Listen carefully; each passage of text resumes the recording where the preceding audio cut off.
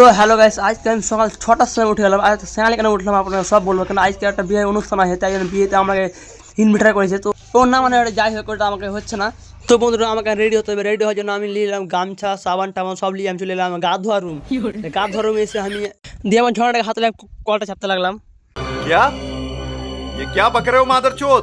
দিয়ে বন্ধুরা আমি কল থেকে জল নিয়ে গায়ে ঢেলে এলাম। বন্ধুরা গায়ে ঢালার পর আমি ভালো গত হাতটা কচলে এলাম, আর কচলার পর আমার গা ধোয়া হয়ে গেল। গা ধোয়ার পর আমি গামছাটা নিয়ে এলাম হাতে হাতে নেওয়ার পর আমি মাটা মুখটা সচ্ছকে মুছে নিলাম। মুছার পর আমি পেনটা পেল্টে এলাম। পেনটা পাল্টার পর আমি রুম চলে এলাম, আর রুমে এসে আমাকে আমার সবটা দামি দামি কোট গলা পেন গলা লাগিয়ে এলাম। আর ওগুলো লাগার পর এত আমাকে হ্যান্ডসাম লাগছিল, কী বলবো বন্ধুরা। যাই হোক, দিয়ে আমার সব কিছু পিন্ধা হয়ে গেলে আমি চুলটি আঁচড়ে এলাম, ভালোভাবে খাতরা করে দিলাম। চুলটি আঁচড়ার পর আমি চশমাটাকে দিয়ে দিলাম চোখে, চোখে দেওয়ার পর চললাম বন্ধুরা বিয়ে বাড়ি। ঘর থেকে বাড়াতেই ভাইয়ারা বলছে আইসক্রিম খাবো, অনেক গরম লাগছে। তাই জন্য ভাইয়ের জন্য খাড়িয়ে গেলাম, আর খাওয়ার পর বন্ধুরা আইসক্রিম নিয়ে এলাম সরিয়ে জন্য। লাস্টে বন্ধুরা আমি একাই আইসক্রিম খেয়ে চলে এলাম।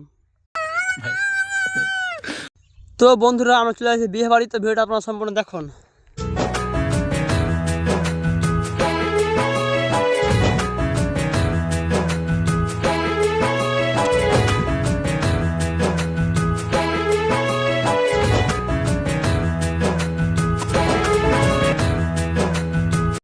ফাইনালি বিয়ে বাড়ি এসে পৌঁছালাম বন্ধুরা। তো চলো ভিতরে যাই, আর আপনার ভিতরে কী কী করবো, কী হবে আপনাকে সব দেখাবো। চলো ভিডিও সম্পূর্ণ দেখতে থাকো।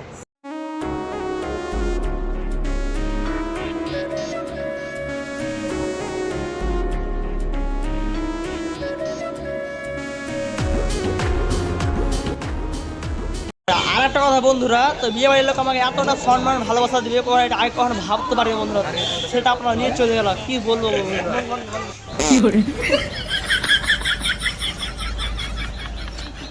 তো আমি এত ভালোবাসা পেয়ে আমি হয়তো একটু কান্না করছিলাম একটু। ভাবলাম একটা প্যান্ডেল থেকে ঘুরে আসতে যায়, তো দেখছি প্যান্ডেলে কোনো লোকই নেই। প্যান্ডেলে লাস্ট আমি একা একা গল্প করতে লাগলাম, একা ঘুরতে লাগলাম। কী বলবো বন্ধুরা, কী সমস্যা হচ্ছে। জামে ফের রেডি হয়ে ছবি ললে কইছে, ভাবলাম আমার একটা ছবি নিয়ে এলি, যে আমি ছবি নিলাম একটা।